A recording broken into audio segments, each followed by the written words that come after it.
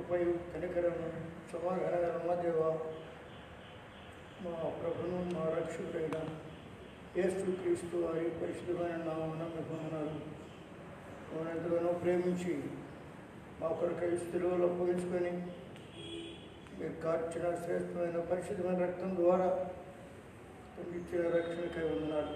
మీ ప్రజలు చేసుకున్నాడు, ఇతర కాపాడి సజీవులుగా ఉంచి యాత్రలో మరి ఒక దినాన్ని మాకు అనుగ్రహించేందుకు స్తోత్రాలు. రాత్రంతా కాపాడి కొన్ని గంటలు నిద్ర విశ్రాంతి ఇచ్చి సజీవులుగా లేపి తండ్రి సజీవమైన దేవుణ్ణి ఆరాధించడానికి మీరు ఇచ్చిన ధన్యతను బట్టి వందనాలు.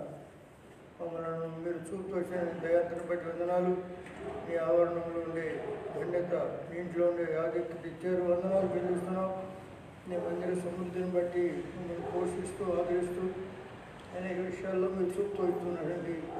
మీ ప్రేమ వాత్సల్యతను బట్టి ప్రభువారికి వందనాలు చెల్లిస్తున్నాం.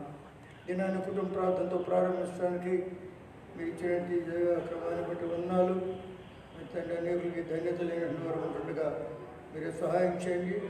ఇచ్చినటువంటి ఆధిక్యతను లేక ఈ కుటుంబ ప్రార్థన అనేక పోగొట్టుకుండా సద్వినియోగపరుచుకునే వారుగా సహాయం చేయండి. సమయాన్ని పోనీగా సద్వినియోగపరుచుకొనొచ్చు. అజ్ఞానం వల్ల కాక జ్ఞానం వల్ల నడుచుకుని అనుకోవాలి. అపోస్తులు ఎఫెసీయులకు రాసిన పత్రిక 4వ అధ్యాయం వ్రాయబడినట్లు మీరే సహాయం చేయము, జ్ఞాపకం చేసుకుని కూర్చోబెట్టు. ప్రస్తుత దినాల కుటుంబ ప్రార్థన యెహోషువ గ్రంథం యొక్క పాట మా క్రైస్తవ ఆధ్యాత్మిక జీవితానికి ఆశీర్వాదకరంగా ఉన్నట్లు సహాయం చేయము. ఇంతవరకు మీరు చూస్తూ వచ్చారు, వందనాలు. అది యెహోషువ అతని యుద్ధ వీరుడిగా, సైన్య వీరుడిగా తండ్రి ఎంతో పోరాటం చేసి తండ్రి మా ప్రభువా మీ కొరకు జీవించినట్లుగా మాకు జ్ఞాపకం చేస్తున్నారు. కనుక క్రైస్తత్వమే శ్రమలతో పోరాటాలతో ఉన్నటువంటిది. మా తండ్రి జ్ఞాపకం చేసుకుని కూర్చోబెట్టును, సహాయం చేయము. అట్లు మీ కొరకు సైన్య వీరులుగా తిమోతికి మరి భవనపు రాస్తూ ఒక సైనికునిగా పోల్చి మా ప్రభువా యుద్ధంలో ఉండేవాళ్ళు మా తండ్రి కార్గిల్ యుద్ధంలో చాలామంది త్యాగం చేసుకున్నాం. ఇటీవల చైనాలో కూడా మరి తండ్రి మా తండ్రి 20 మంది ఇండియా వాళ్ళు చనిపోయినారు. వాళ్ళు ఒకళ్ళు మరి కర్నల్ అండి. కనుక ఎంతో అలాగూ ఈ క్రైస్తవ జీవితం కూడా ఒక సైనికుడిగా ప్రయాసపడేవారుగా ఉండాలి. అందుకనే అపోస్తలుడు చెప్పినట్లు మీ ప్రయాసము ప్రభుత్వం మాత్రమే అర్థం కాదని ఎరిగి స్థిరులను కథల వారును ప్రభువు కార్యాభివృద్ధికి ఎప్పటికీ ఆసక్తులైనడండి. ఇంటిని కూర్చున్న ఆసక్తిని భక్షించిందని కీర్తన గ్రంథకర్త గాయకుడు మొదటి గాయకుడు దావీదు మహారాజు చెప్పినట్లు ఆసక్తి విషయంలో వైరాగ్యం కలిగి, ఆసక్తి విషయంలో మాంద్యులుగా ఆత్మలో తీవ్రత కలిగి పోరాడేవారుగా ఉండాలని వ్రాయబడిన మాటలను బట్టి వందనాలు. సహాయం చేయండి, జ్ఞాపకం చేసుకోండి. సభ్యుడి మరి ప్రారంభంలో ప్రారంభించిన ఈ ఆసక్తి తుదమట్టుకు కొనసాగించుకోవడానికి కావాల్సిన కృప మీ సహాయం దయచేయమని ప్రార్థిస్తున్నాం. తల్లి వచ్చిన వారిని బట్టి వందనాలు. రావాల్సిన కూడా జ్ఞాపకం చేసుకోవడము ఇప్పుడు నిర్మాణం కాంపుల చుట్టూ కూడా మీ సరైన ఉంచండి, సహాయం చేయండి. మా ప్రభు మీరు ఇప్పుడు కాంపస్ అంతా కూడా మీరు ఇచ్చే నిబంధన రక్తాన్ని పోషించండి. మా ప్రియ దిగులుని గుడారాన్ని సమీపించుతూ అన్నారు. మరి ప్రస్తుత దినాల్లో తండ్రి కరోనా వ్యాధి కూడా వ్యాపించింది. మరి ఇండియాలో ప్రత్యేకమైన 3వ స్థానం అని చూడగలుగుతున్నాం. తండ్రి ఢిల్లీ, మహారాష్ట్ర, తిరిగి తెలంగాణ, మరి చెన్నై 4వది. ఇది రకరకాలుగా మా తండ్రి ప్రజలెంతో కష్టపడుతున్నారు. మా తండ్రి దీని ద్వారా ఎంతోమంది అనారోగ్య పరిస్థితికి మరి ఆర్థికపరమైన ఇబ్బందులు, కుటుంబ సమస్యలు ప్రభావ మీరు సహాయం చేయండి. ఈనాడు ఎంతోమంది కుటుంబ సమస్యల్లో కూడా వెళ్తున్నారు. వారిని కూడా జ్ఞాపకం చేసుకోండి, సహాయం చేయండి. కరికరించి వారికి ప్రతివేదన ప్రాబ్లం అని కూడా సెటరేట్ చేసి నీవే మహిమ పొందవలసిందిగా ప్రార్థిస్తున్నాం. మమ్మల్ని అందరినీ మీకు అప్పగిస్తూ ఈ వారి కార్యక్రమాలు కూడా దీవించండి. ఆ డ్యూటీలు ఉన్నాయి. మరి తండ్రి గేట్ దగ్గర ఉండేవారు తండ్రి, మరి అలాగే వాటర్ వర్క్స్, రీతిగా వంటగది, మార్కెట్ డ్యూటీ, మరి మెయిన్ ఆఫీసు, ఇలాగ రకరకాలుగా వారి వారి బాధ్యతలు ఉన్నాయి. ఈ బాధ్యత ఎంతో గ్రేట్ రెస్పాన్సిబిలిటీ. ఇది మా తండ్రి పని ఎంతో గొప్పది. మీరే జ్ఞాపకం చేసుకుని నమ్మకంగా గృహ నిర్వాహకత్వానికి మరి బానిస ఉండడానికి సహాయం చేయమని ప్రార్థిస్తున్నాం. మమ్మల్ని అందరినీ మీ దయా హస్తాలకు అప్పగిస్తూ వచ్చిన వారిని బట్టి వందనాలు. ఇంకా రావాలని ఎవరైతే ఆశిస్తున్నారో వాళ్ళు కూడా రావడానికి సహాయం చేయమని ప్రార్థిస్తున్నాం. మీ సన్నిధి మాతో ఉంచుము, తెరువుని ఆకాశం దయచేయండి. మీ దయ కలిగిన కనికరం గల హస్తాలకు అప్పగిస్తూ మీరు ఇచ్చే నిబంధన రక్తాన్ని మరి ప్రోక్షించుకుంటూ మీకే మహిమ ఘనత ప్రభావాలు ఆరోపిస్తూ యేసుక్రీస్తు వారి పరిశుద్ధమైన నామమున స్తుతించి ప్రార్థించి వేడుకొనుచున్నాము తండ్రి. ఆమేన్.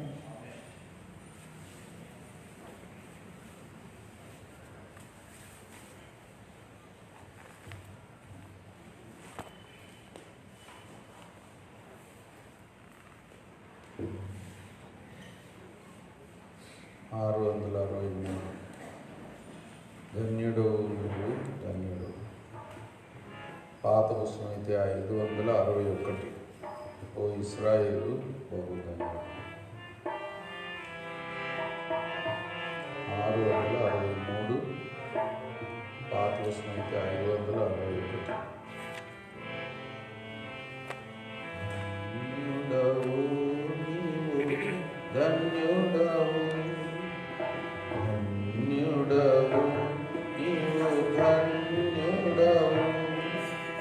ఓ ఇశ్రాయేలు బహు ధన్యుడవు. ఓ ఇశ్రాయేలు బహు ధన్యుడవు.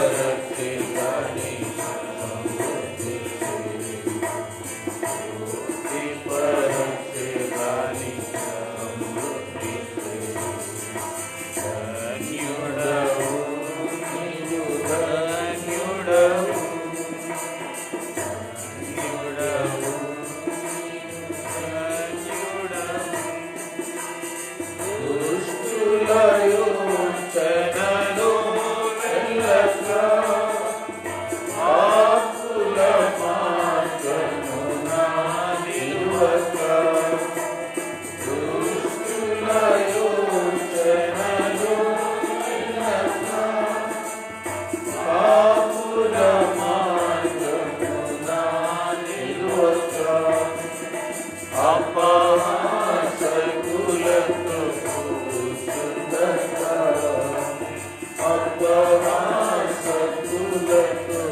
కూర్చుండగా ధర్మశాస్త్రము ధ్యానించు నీవు. ధర్మశాస్త్రము ధ్యానించు నీవు. ధన్యుడవు నీవు, ధన్యుడవు.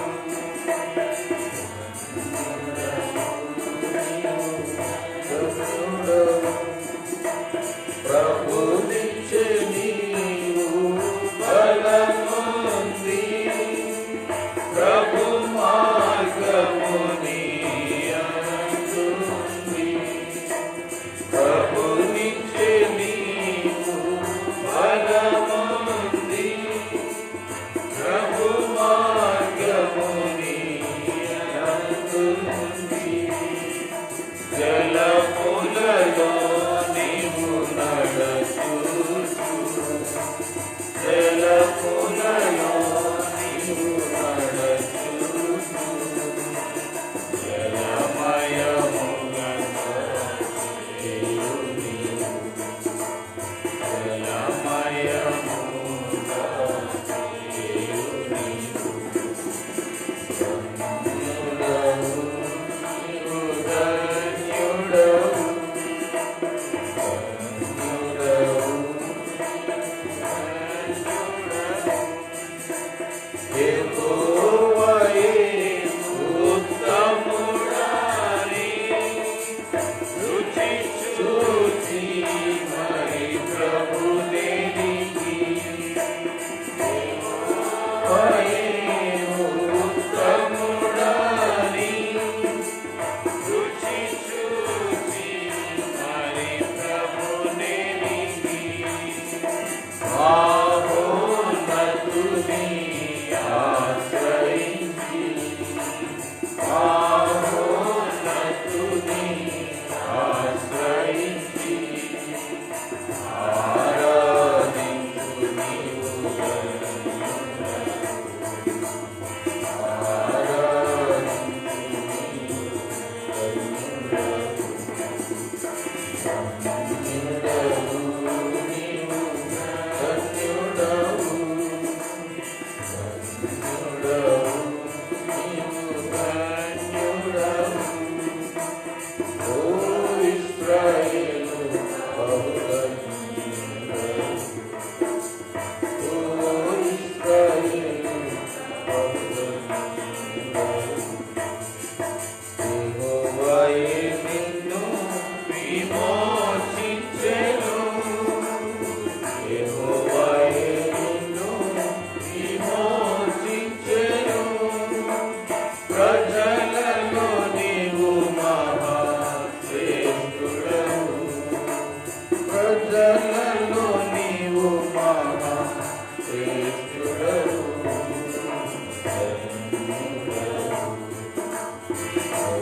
ధన్యుడవు నీవు, ధన్యుడవు. ధన్యుడవు నీవు, ధన్యుడవు.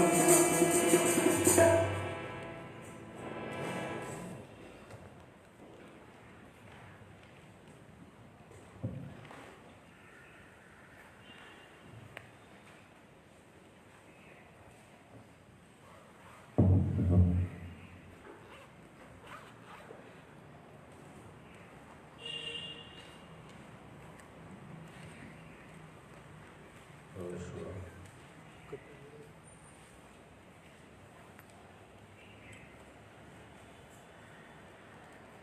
12. Joshua chapter 12. యెహోషువ గ్రంథం 12. ఇశ్రాయేలీయులు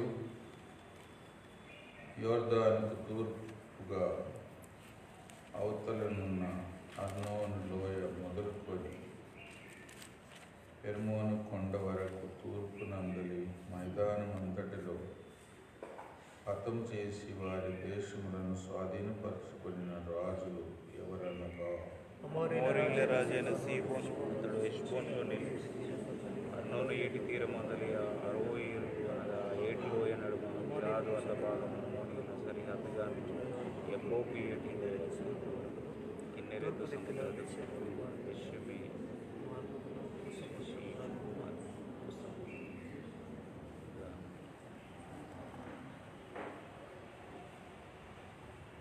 అరబా సముద్రం వరకును దక్షిణ దిక్కున ఇస్గా కొండ చర్యుల దిగువ ఉన్న మైదానం వరకును ఏలినవాడు.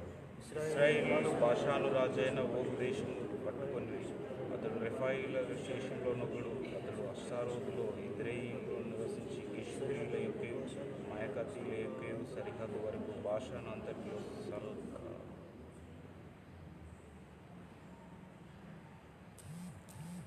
హెర్మోనులోను హెష్బోను రాజైన సీహోను సరిహద్దు వరకు గిలాదు అర్ధ భాగములోను రాజ్యమేలినవాడు. సేవకుడైన మోషే ఇశ్రాయేలీయులను హతం చేసి యెహోవా సేవకుడైన మోషే రూబేనీయులకు గాది మనస్సే అద్దెకు స్వాస్థ్యంగా దాన్ని యోర్దానుకు అవతల అనగా పడమటి దిక్కున లెబానోను లోయలోని బయలుగాదు మొదలుకొని షేయారు వరకు నుండు అలా కొండ వరకు యెహోషువ ఇశ్రాయేలును జయించిన దేశపు రాజు వీరు. యెహోషువ దాన్ని ఇశ్రాయేలుకు వారి గోత్రముల వారి చొప్పున స్వాస్థ్యముగా ఇచ్చెను.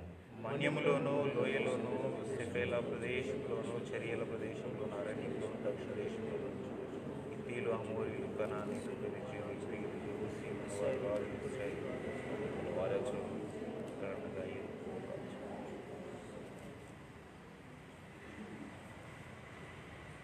వారెవరనగా ఎరికో రాజు, బేతేలు నొద్దనున్న హాయి రాజు, యెరూషలేము రాజు, హెబ్రోను రాజు,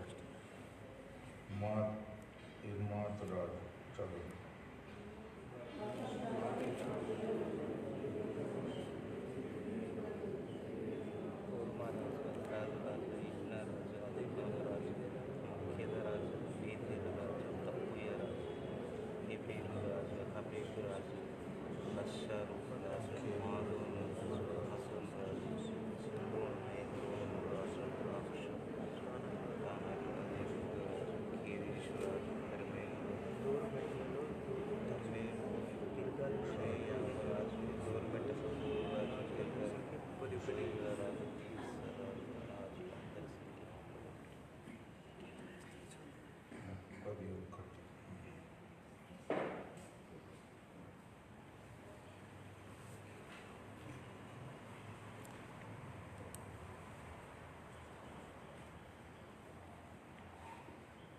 మోషే ఉన్నప్పుడు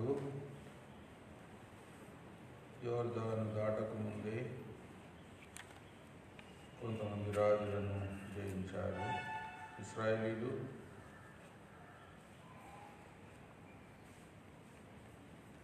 మోషే చనిపోయిన తర్వాత యెహోషువ యోర్దాను దాటిన తర్వాత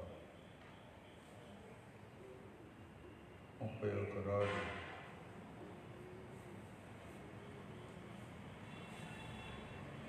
అలాగా అనేక పట్టణాలను దేశాలను ఇశ్రాయేలీయులు జయించి స్వాస్థ్యముగా పొందారు.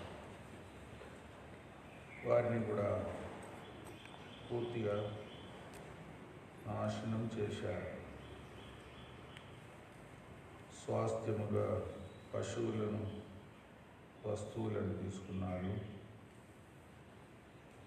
ఎవరిని కూడా దేవుడు సమాధాన పడనివ్వలేదు. కూడా కఠిన హృదయం ఇచ్చి వారు నశింప చేయబడేటట్టు కూడా సమాధాన పడనివ్వలేదు. ఒక్క దేశపు వారు తప్ప.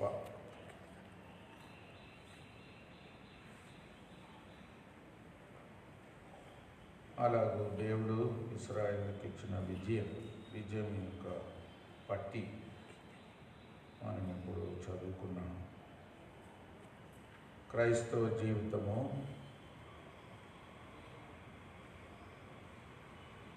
రక్షణతోనే ఒక విజయవంతమైన జీవితంలోనికి వచ్చాము. ఆ తర్వాత కూడా ఎన్నో పోరాటాలు లోకంలో జీవించినంత వరకు ఉంటుంది.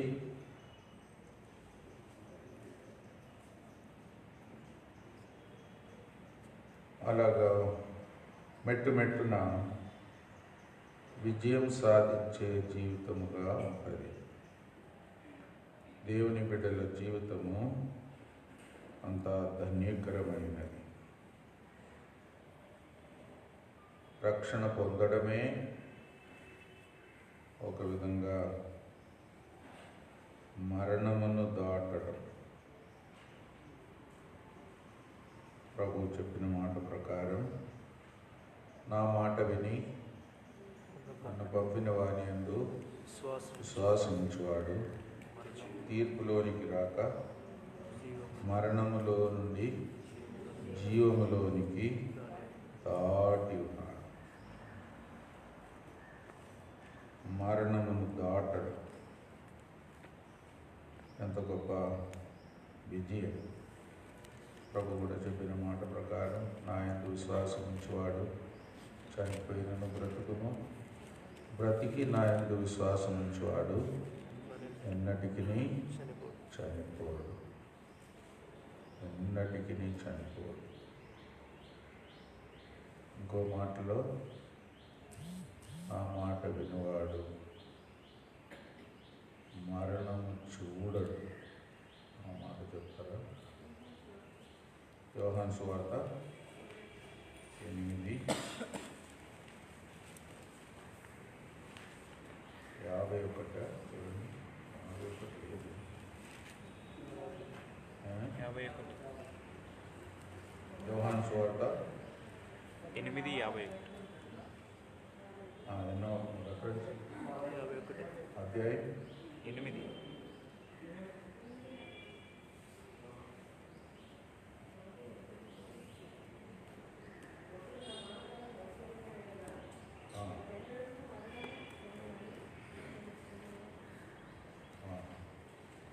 మరణము చూడడు అని కూడా ఉంది. అంతేనా? రుచి చూడడు. సరే, మరణము చూడడు, మరణము రుచి చూడడు అంటే పూర్తిగా మరణమును జయించిన అనుభవం. మరణం అంటే చాలా చేదైన అనుభవం. మరణపు ముళ్ళు అని కూడా రాయబడి ఉంది. మరణం అంటే ఒక విధంగా లోకమంతటిని పాపము ద్వారా మరణము, ఆ మరణ భయంతోనే మనుషులు బ్రతుకుతున్నారు లోకంలో. ఒక విధంగా మరణం వారిని జయించింది పాపమును బట్టి. ఇప్పుడు దేవుని బిడ్డల జీవితము రక్షణ పొందుట ద్వారా మనం మరణాన్ని జయించాం, మనం మరణాన్ని దాటాం. ఒక విధంగా యేసుప్రభు వారు మరణాన్ని నిరర్ధకం చేశాడు. ఇవన్నీ మనం చదువుకున్నాం ముందుగానే. మరణము ద్వారా మరణము యొక్క బలము గలవానిని నశింపజేశాడు. ఎప్పుడు పద్ధతిలో అలా కూడా చదువుతాం. సరే, ఇప్పుడు మనము దేవునితో సహవాసం కూడా కలిగి ఉంటున్నాం. మరణము దాటాం, దేవునితో సహవాసం కలిగి ఉంటున్నాం. ఇప్పుడు పరలోక సంబంధులమైన, ఇప్పుడు దేవుని బిడ్డలమైన ఎన్నో గొప్ప అనుభవాలు దేవుడు మనకి ఇచ్చాడు. తర్వాత మన పాప స్వభావం కూడా మనకు చాలా పతనమైన స్థితికి తెచ్చింది. పాపం ఆదాము చేసినప్పటి నుండి తన స్వభావమే మారిపోయింది. తన పిల్లలు కూడా క్రూరులుగా తయారైనారు. కయీను దుష్టుని సంబంధి, అది కూడా పాప స్వభావం. అది కూడా చాలా ఘోరమైనది. హృదయం మోసకరమైనది. అన్నిటికంటే అది ఘోరమైన వ్యాధి కలిగి, ఘోరమైన వ్యాధి, కరోనా వ్యాధి కంటే మించిన వ్యాధి హృదయంలో ఉండే పాప స్వభావం.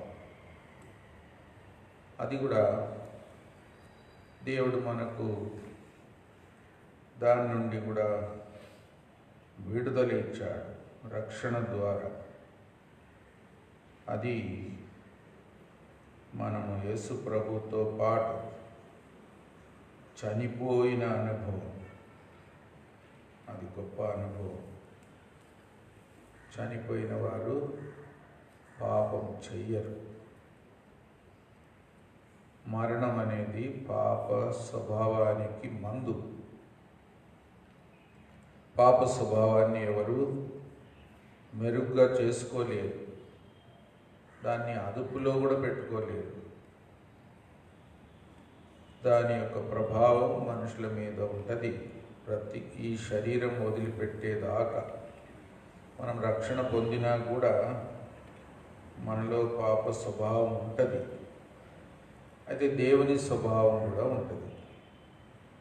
ఈ రెండింటి మధ్యలో మనము పోరాడుతుండాలి. పాప స్వభావాన్ని అణుచుకోవాలి, చంపుకోవాలి. దేవుని స్వభావాన్ని ద్వారా బ్రతకాలి. అదొక పెద్ద పోరాటం. కాబట్టి పాప స్వభావం చనిపోవడం, ప్రభుతో పాటు మనం చనిపోయినా ప్రభు మరణపు శక్తి మన పాప స్వభావము చనిపోయినట్టు మనకు అనుభవం ఇస్తుంది. కాబట్టి చనిపోయిన ప్రభు మరణపు శక్తి మనలో కూడా పనిచేసి మనం పాప స్వభావానికి చనిపోయిన అనుభవంతో ప్రతిదినం జీవించాలి. అది కూడా ఒక గొప్ప అభ్యాసం. పౌలు కూడా చెప్తాడు, నేను దినదినము చనిపోతున్నాను. ఆ మాట చూడండి, చదవండి. మొదటి కొరింథీ 15:31, 15:31 చదవండి.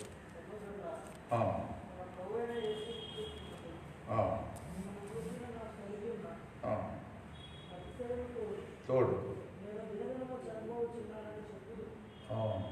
ఇంగ్లీష్లో ఐ డై డైలీ. ఒక ఆయన అన్నాడు ఐ డై డైలీ అన్నాడు. డై, ఆ డై వేరు, ఈ డై వేరు. DYI, డై అంటే రంగేసుకోవడం, వెంట్రుకలకు డై వేస్తారట. ఈ డై ఏమో DIE డై అంటే చనిపోవడం. ఐ డై డైలీ అంటే వెంట్రుకలకు రంగేసుకోవడం కాదు, పాప స్వభావానికి చనిపోవడం. కాబట్టి అది ప్రతిదినపు అభ్యాసం, ప్రతిదినపు అనుభవం. పాప స్వభావాన్ని బ్రతకనీయకూడదు, చంపుకోవాలి. ఇంకో చోట కూడా పౌలు చెప్తాడు, మరణము మాలో పనిచేస్తుంది, మీలో జీవం పనిచేస్తుంది. ఆ మాట కూడా చదవండి. 2 కొరింథీ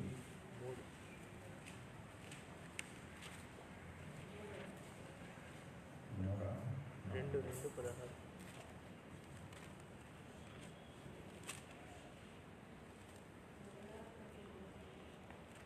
మూడు 4:12 ఎవరన్నా చదవండి. 4:12 మాలో మరణమును మీలో జీవమును కార్యసాధకమవుచున్నది. ప్రభు యొక్క మరణము మనలో పనిచేస్తుంటుంది. ప్రభు యొక్క జీవం కూడా మన ద్వారా పనిచేస్తుంటుంది. మన స్వభావం చనిపోవాలి, ప్రభు యొక్క స్వభావం మనలో జీవించి అభివృద్ధి చెందాలి. ఒక విధంగా గొప్ప అనుభవం, గొప్ప విజయం, ప్రభు సాధించిన విజయం. తన మరణం ద్వారా కూడా విజయమే, తన భూస్థాపన ద్వారా కూడా విజయమే, తన పునరుద్ధానం ద్వారా ఇంకా గొప్ప విజయం సాధించాడు. మనం అదే అనుభవంలోనికి వచ్చాం. ఇంకా స్థిరంగా పాతి పెట్టబడిన అనుభవం కూడా గొప్ప అనుభవమే. ఎందుకంటే మన పాత చరిత్ర అంతా దేవుడు పాతి పెట్టాడు. అది కూడా మనకు ఎంతో ఘనత.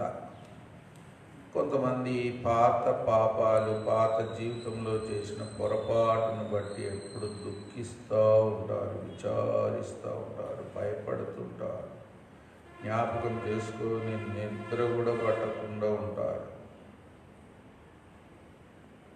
సైతాను కూడా గుర్తు చేస్తాడు మన గత పాపాలు, మనల్ని సిగ్గుపరచడానికి, భయపెట్టడానికి, నిందించడానికి ఎన్నో సందర్భాలు వస్తుంటాయి. అయితే ప్రభు పాతి పెట్టబడటం ద్వారా మన పాపములన్నిటినీ దేవుడు సముద్ర అగాధములో పారవేశాడు. ఎక్కడుందన్నమాట? మీకా 7:18. మీకా 7:18 చదవండి.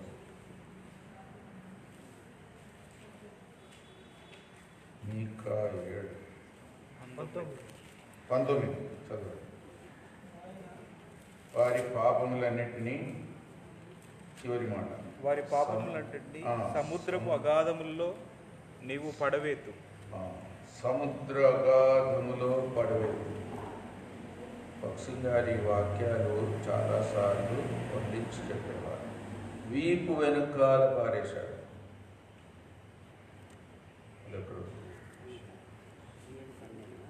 కీర్తనలు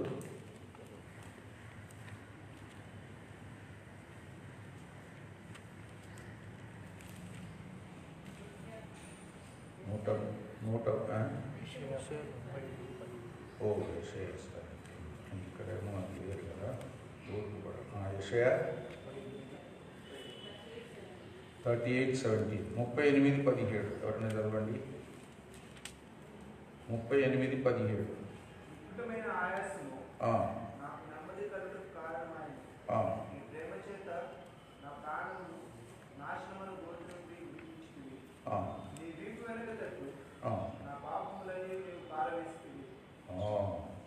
వీపు వెనుక, ఒకసారి వీపు వెనకాల చూసుకోండి. వీపు వెనకాల చూడడానికి వీలు లేదు కదా. అలాగా దేవుడు దాన్ని మన నుండి దూరం చేశాడు. చూడలేనట్లు, చూడకూడనట్లు దేవుడే వీపు వెనకాల పారేశాడు. ఇంకోటి, తూర్పు పడమటికి ఎంత దూరం? 103:12. పడమటికి తూర్పు ఎంత దూరమో ఆయన మన అతిక్రమములను మనకు అంత దూరపరిచి ఉన్నాడు. 103:12 కీర్తన. కాబట్టి ఇవన్నీ చాలా శ్రేష్టమైన మాట. పక్షి గారు చాలాసార్లు ఇది వల్లించి చెప్పేవారు. ఎందుకంటే విశ్వాసుల జీవితము పాతి పెట్టబడిన అనుభవం. ఒక విధంగా మనము పాత పాపాలు మరలా చేయకూడదు, చెయ్యలేము. చనిపోయిన అనుభవం అంటే అదే. చనిపోయిన వారు పాపం చేయరు. మరణం అంటే ప్రభు మరణం అంటే అంత బలము, అంత బలమైన కార్యం మనలో జరిగించాడు. పాప గుణాన్ని మరణించేటట్టు చేశాడు, పాతి పెట్టబడేటట్టు కూడా చేశాడు. ప్రభుతో మనం పాతి పెట్టబడ్డాం. ఇప్పుడు మనం దాగి ఉండాలి. పాతి పెట్టబడ్డం అంటే దాగి ఉండడం, కనబడకుండా జీవించాలి. దేవుని యందు క్రీస్తుతో కూడా చెప్పండి దాచబడి. కొలొస్సీ 3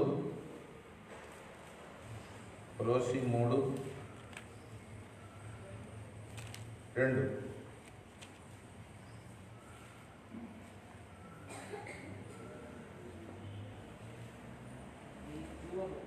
మీ జీవం క్రీస్తుతో కూడా దేవుని యందు దాచబడి ఉన్నాడు. దేవుడు మనల్ని దాచిపెట్టేశాడు.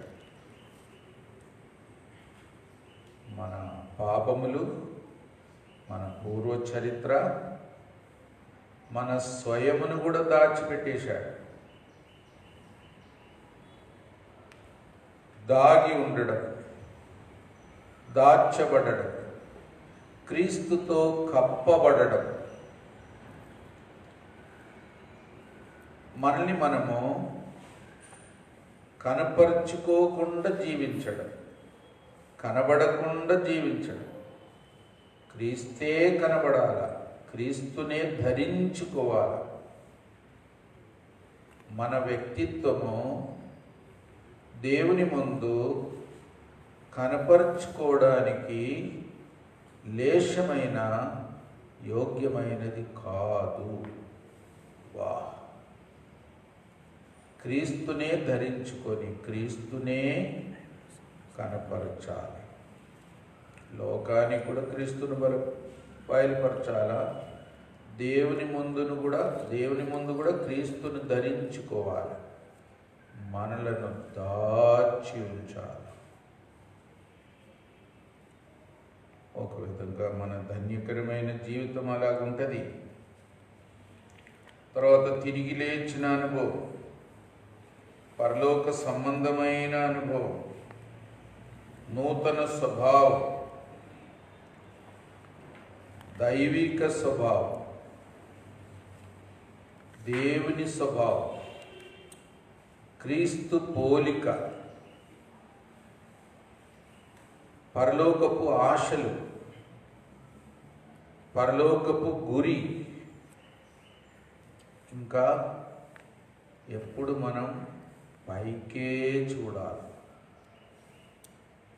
రాజరత్నం గారికి కూడా చెప్తుంటాం, ఎప్పుడన్నా పొరబోయినప్పుడు పైకి చూడు. ఏంటో పొరబోయినప్పుడు పైకి చూస్తే కొంచెం పొరబోయింది తగ్గుతుంది. నీళ్ళు కూడా తాగాల, తర్వాత పైకి చూడాలి. ఆత్మీయంగా మనము మితిమించిన కష్టం వచ్చినప్పుడు కూడా మీ తలలు ఎత్తుకొని, తల ఎత్తుకొని పైకి చూడడం. అనుదిన జీవితంలో కూడా పైనున్న వాటి మీద మనసు పెట్టాలా. మన దృష్టి అంతా పైకే ఉండాలి. పరలోకము నుండి రానే ఉన్న క్రీస్తు కొరకు కనిపెట్టుతూ మనం జీవించాలి. అది గొప్ప అభ్యాసం. ఒక ఆత్మీయ స్థిరమైన జీవితం. ఎప్పుడు పైకే చూడాలి. పరలోకం వైపు తల పైకి ఎత్తుకోండి. ఆ మాట చదవండి.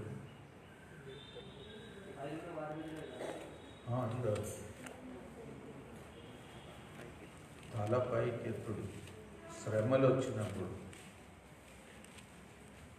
లూకా 21 అనుకుంటున్నాను. లూకా 21. లోకంలో ఉండే మనుషులేమో భయపడి కృంగిపోతారు. కష్టం వచ్చినప్పుడు ఇంకా దిక్కు తోచదు. వాళ్ళు ఒకవేళ దిక్కులు చూస్తారు, అటు ఇటు చూస్తారు, లేకుంటే కింది కన్నా చూస్తారు. దేవుని బిడ్డలు పైకి చూడాలి. 28, 21, 28. లూకా 21, 28 చదువు. ఇది జరగగా చూడండి, ధైర్యం తెచ్చుకొని తలలెత్తుకొని మీ విడుదల సమీపించుచున్నది. మనకేమో విడుదల, వాళ్ళకేమో నిరాశ, కృంగుదల, భయం. లోకంలో ఉండే మనుషులకు మితిమించిన కష్టం ఏదన్నా, ఇంకా శ్రమ దినాల్లో ఎంత కష్టం వస్తుందో, మహాశ్రమలు. అప్పుడు బతికి ఉన్నవారు, ఒకవేళ ప్రభువుతో ఎత్తబడని వారు కొంతమంది మిగిలిన వారు కూడా ఉంటారు. ఎత్తబడే సమయానికి ముందు కూడా కొన్ని శ్రమలు, శోధనలు, కష్టము, ఇంకా దిక్కు తోచని స్థితి. అప్పుడు మనము పైకి తలెత్తి చూడాలి. మనకు విడుదల రాబోతుంది. లోకంలో కష్టం పెరుగుతుంది అంటే మనకు విడుదల వస్తుంది. విడుదల సమీపంగా ఉంది. మన శరీరం నుండి కూడా మనకు విడుదల, లోకం నుండి విడుదల. ఇంకా పూర్తిగా పరలోకం చేరిపోతాం, పరలోకానికి సిద్ధపరచబడతాం. ఈ శరీరం నుండి కూడా విడుదల పొందు. దాని కొరకు మనం ఏం చేయాలి? మూలుగుతుండాలి. తల ఎత్తుకునేది ఒకటి, మూలుగుతుండాలి. ఆ మాట చెప్పండి. మూలుగట్లేదు, మూలుగటం లేదేమో, అందుకే వాక్యం కూడా మర్చిపోయారు. రోమా 8, 23. అంతేకాదు, ఆత్మ యొక్క ప్రథమ ఫలం పొందిన మనం కూడా. రోమా 8, 23. దత్తపుత్రత్వం కొరకు అనగా మన దేహం యొక్క విమోచనం కొరకు కనిపెట్టుచు మనలో మనము మూలుగటం లేదు అని చెప్పండి.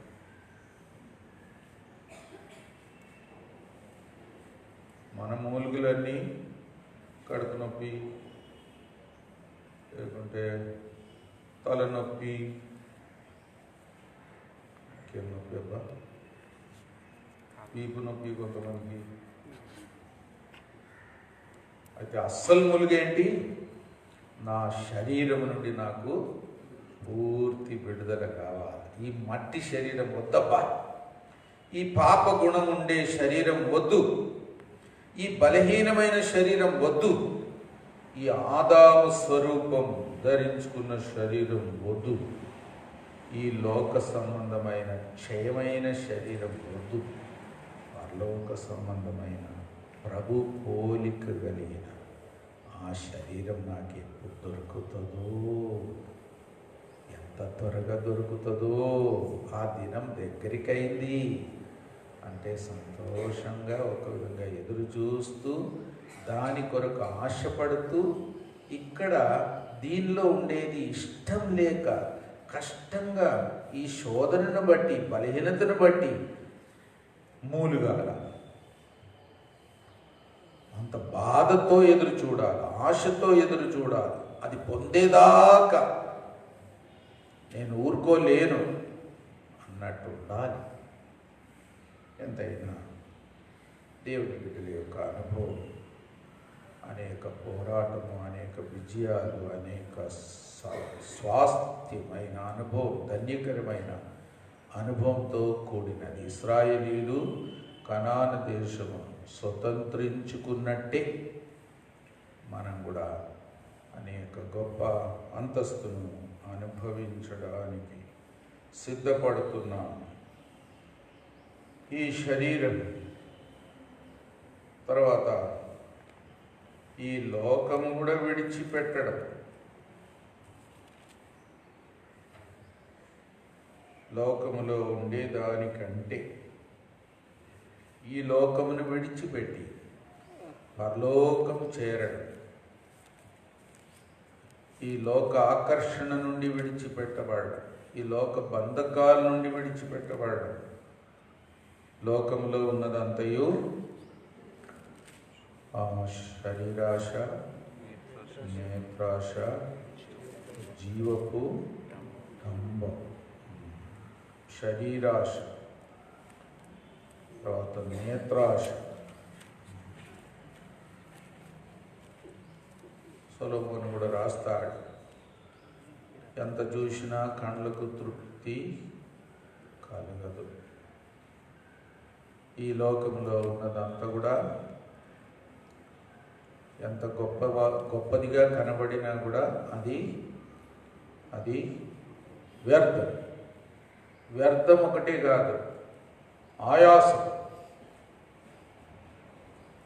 ఎవరికన్నా డబ్బులు ఎక్కువ ఉంటే వాళ్ళకి నిద్ర రాదు, ఎందుకంటే ఎవరిని ఎత్తుకుపోతారని భయం.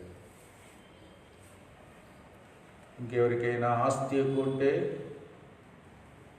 వాళ్ళు కూడా సరిగా అన్నం కూడా తింటారో లేదు. ఎవరికైనా చాలా శ్రేష్టమైన బట్టలు ఎక్కడన్నా ఉంటే ఇంకా చూస్తూ ఉంటారు. తాళం వేసుకొని, తాళం చేయి దగ్గర పెట్టుకొని ఇల్లు కావలి కాతారు. కొంతమంది కావలి వారిని కూడా పెట్టుకుంటారు. ఒక ఆమె కావలి వారిని పెట్టుకుంటే ఆయననే షూట్ చేశాడు. నాయన, నన్ను కాయ నాయన అంటే ఆమెనే కాల్చేశాడు. వరది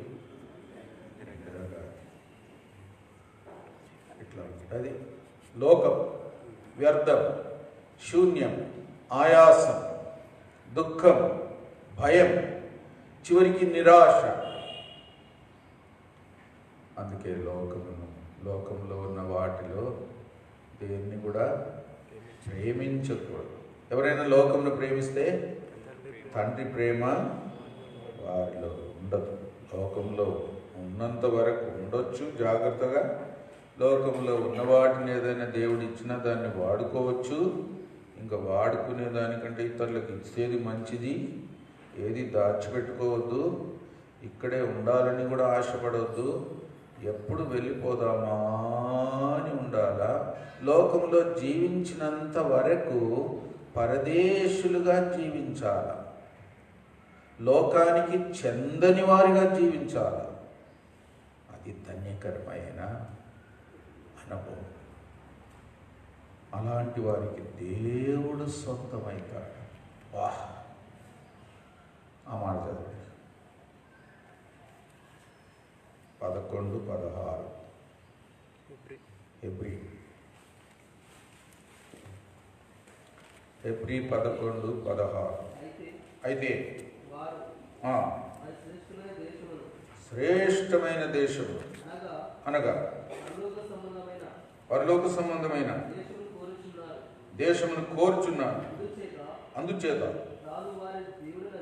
తాను వారి దేవుడనని అనిపించుకొనుటకు దేవుడు వారిని గూర్చి సిగ్గుపడడు, ఘనంగా చెప్పుకుంటాడు. వారి దేవుడు అవుతాడు. వారి దేవుడనని దేవుడే చెప్పుకుంటాడు. మనం చెప్పేది కూడా కాదు. మనం చెప్తాంలే, నేను యేసుప్రభుని నమ్ముకున్నా, నా దేవుడు యేసుప్రభు నాకు రాజు, నాకు పరలోకములో ఉన్న పెళ్లి కుమారుడు, ఎన్నో చెప్తాము. మంచిదే చెప్పండి, మైక్ కూడా ఇస్తాము. కానీ దేవుడు చెప్పడం ఎంత ఘనత. అందుకే దేవుడు, నేను అబ్రహాము దేవుడను, తర్వాత ఇస్సాకు దేవుడను, తర్వాత యాకోబు దేవుడను అని ఆయనే చెప్తాడు. కాబట్టి అది గొప్ప అనుభవం. మనం పరదేశులుగా జీవించాలి. లోకముతో సంబంధం ఏదో తాత్కాలికమైన సంబంధం తప్ప నిజమైన సంబంధం లోకముతో కాదు అని నిరూపించాలి. లోకము ఆశ మనలో ఉండకూడదు, దాని మీద మనసు పెట్టకూడదు. అట్లా జీవించే వారికి దేవుడు సొంతమవుతాడు. దేవుడు వారికి దేవుడని దేవుడే చెబుతాడు. సిగ్గుపడకుండా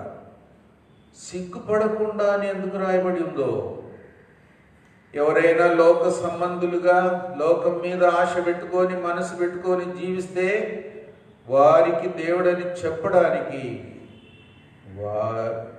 దేవుడు సిగ్గుపడతాడు. ఒక విధంగా వారికి కూడా ఒకరోజు సిగ్గే. యేసు ప్రభు కూడా అన్నాడు, నన్ను గూర్చి మనుషులు ఎదుట ఒప్పుకున్న వారిని గూర్చి నేను తండ్రి దగ్గర ఒప్పుకుంటాను. ఎవరైనా ఒప్పుకోకపోతే, నన్ను గూర్చి మనుషులు ఎదుట ఒప్పుకోకపోతే, సిగ్గుపడితే వారి ఎడల నేను కూడా సిగ్గుపడతాను అన్నాడు. అంటే సిగ్గుపడడం అంటే దేవుడు ఏదో తప్పు చేసినట్టు కాదు, మనం తప్పు చేసిన దాన్ని బట్టి మన పేరును మనలను ఒప్పుకోవడానికి యేసు ప్రభు వెనకాడుతాడు, లేదా అంతగా ఇష్టపడడు, సంతోషించడు, సిగ్గుపడతాడు. అందుకే మనము ప్రభువును ఘనంగా ఈ లోకములో ఆయనకు చెందిన వారమని, ఆయన రాజ్యానికి చెందిన వారమని, లోకంలో పరదేశులమని, లోకముతో మనకు అంత పెద్ద బంధుత్వమేం లేదని, లోకానికి చెందిన వారం కాదని, లోకాశలతో జీవించటం లేదని, లోకం కొరకు కూడా జీవించటం లేదని, ప్రభువుకు చెందిన వారమని మనం హృదయంలో స్థాపించుకోవాలి. అప్పుడు ప్రభు మనల్ని గురించి మన దేవుడని ధైర్యంగా, ఒక విధంగా బాహాటంగా ప్రభుయే సాక్ష్యం ఇస్తాడు. వీరికి నేను దేవుడను అని ప్రభుయే సాక్ష్యం ఇస్తాడు. ఒక విధంగా రక్షణ ద్వారా మనం అపవాది మీద జయం పొందాం. బలవంతుడైన అపవాది మనుషులందరికంటే బలవంతుడు, ఒక విధంగా దూతలందరికంటే ఒక విధంగా ప్రముఖుడు. ఇప్పుడు పడిపోయాడు అనుకోండి, ఇప్పుడు అక్కడ స్థానం లేదనుకోండి, అయినా కూడా తన సామర్థ్యము లోకమంతటిని మోసపరచగలిగినంత సామర్థ్యం, జ్ఞానం, కుయుక్తి. ఒక విధంగా దేవుడు తనకు కొంత సమయం కూడా ఇచ్చాడు, అనుమతి కూడా ఇచ్చాడు. అందుకే సాతాను జయించడం, శత్రువులందరినీ జయించిన అనుభవం. మన ప్రాణానికి శత్రువు, లోకమంతటిని మోసపరచువాడు, అబద్ధికుడు, అబద్ధమునకు జనకుడు, దొంగ. దేనికి వస్తాడు? దోచుకోవడానికి, తర్వాత చంపడానికి, తర్వాత నాశనం చేయడానికి. ఎప్పుడన్నా మీ ఇంటికి దొంగ వచ్చి ఏమైనా ఇచ్చిపోయాడా? దొంగ వచ్చి ఇచ్చిపోతాడు, ఏం తీసుకుపోయాడు అని అడిగాడు. మరి సైతాన్ అంతే, ఎంత జాగ్రత్తగా వాణ్ణి జయించడం, వాని కుతంత్రము నుండి తప్పించుకోవడం, వాని మోసం నుండి తప్పించుకోవడం, వాని ప్రభావం నుండి విడుదల పొందడం, వాని సేన నుండి, వాని చీకటి నుండి, చీకటి రాజ్యము నుండి విడుదల పొంది తన ప్రియ కుమారుని వెలుగు రాజ్యంలోనికి రావడం. ఎంత అనుభవం అది! ఆ మాట చదవండి. చీకటి సంబంధమైన రాజ్యం అంటే సైతాన్, కొలోసి 1:13. కొలోసి 1:13. ఆయన మనలను అంధకార సంబంధమైన అధికారంలో నుండి చూడండి విడుదల చేసి తాను ప్రేమించిన తన కుమారుని యొక్క రాజ్య నివాసులుగా చేసి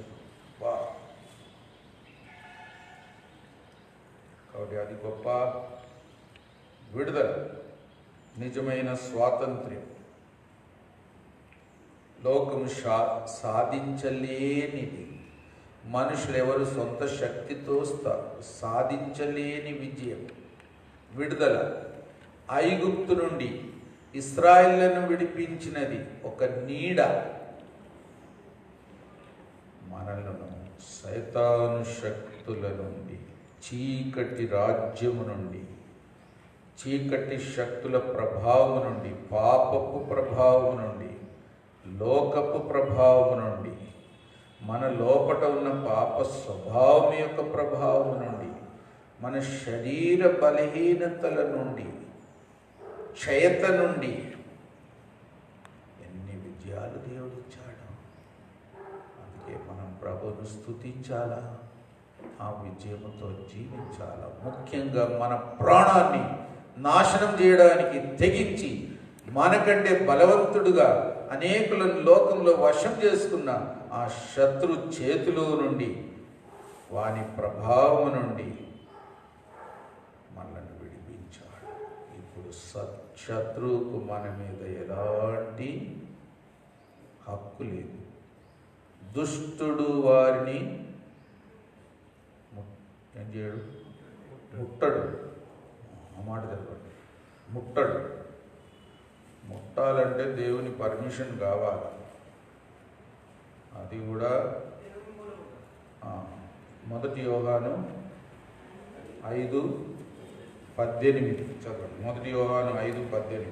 దుష్టుడు చదవండి.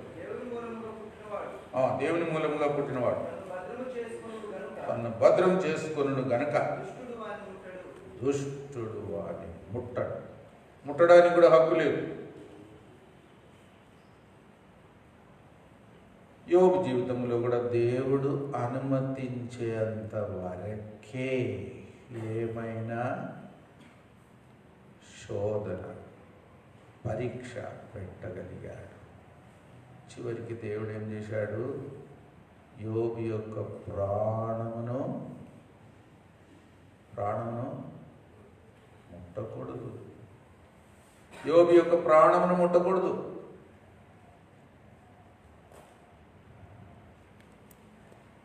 దేవుడు ఎంతవరకు అనుమతించాడు అంతవరకే సాతాను స్వాతంత్ర్యం. ఎక్కడ గీత గీస్తే అక్కడ నిలబడిపోవాలి, అది దాటకూడదు. అయినా యోబు దేవుడి కొరకు నమ్మకంగా నిలిచి, సహనముతో నిలిచి, సాతాను శోధనలన్నిటినీ జయించి సాతాను సిగ్గుపరిచాడు, దేవుణ్ణి ఘనపరిచాడు, బహుమానం కూడా పొందాడు. ప్రాణాన్ని ముట్టొద్దు అన్నాడు, ముట్టలేడు. అది దుష్టుని యొక్క పరిస్థితి.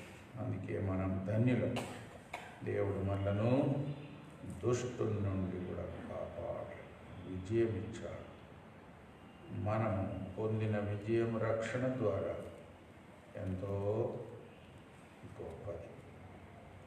అది మనం మరణం, నిత్య మరణం, భౌతిక మరణం యొక్క వేదన, భయం, వాటి నుండి విడిపించాడు. పాప స్వభావం, వంకర స్వభావం, ఆదాము స్వభావం, చెడిపోయిన స్వభావం దేవుడు మనల్ని తప్పించాడు. బలహీనమైన శరీరం, దాని యొక్క ప్రభావం నుండి కూడా పరిశుద్ధాత్మ ద్వారా నూతన బలం, నూతన సృష్టి,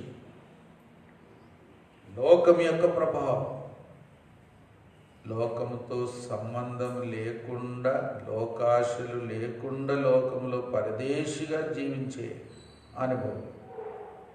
సాతాను ఇంకా మనకు అధికారిగా లేడు. దేవుడే మనకు అధికారి. అది గొప్ప అనుభవం.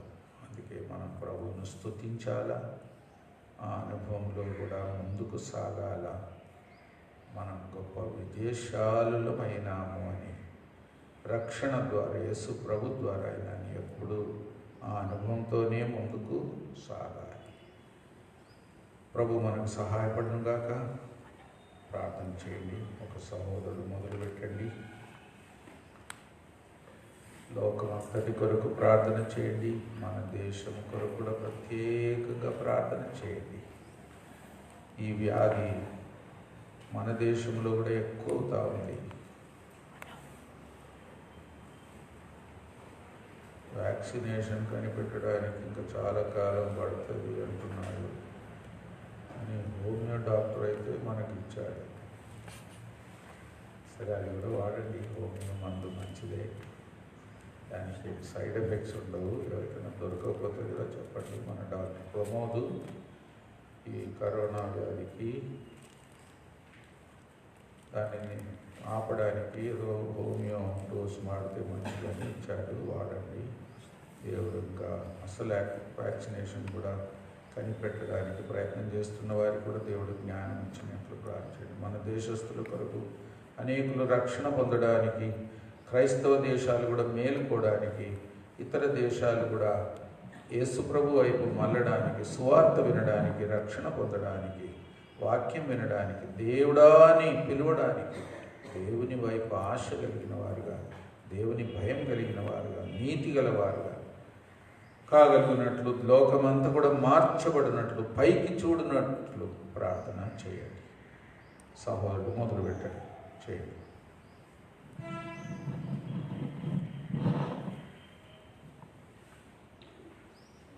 ప్రేంగుల తండ్రి, పరిశుద్ధమైనటువంటి నాయన,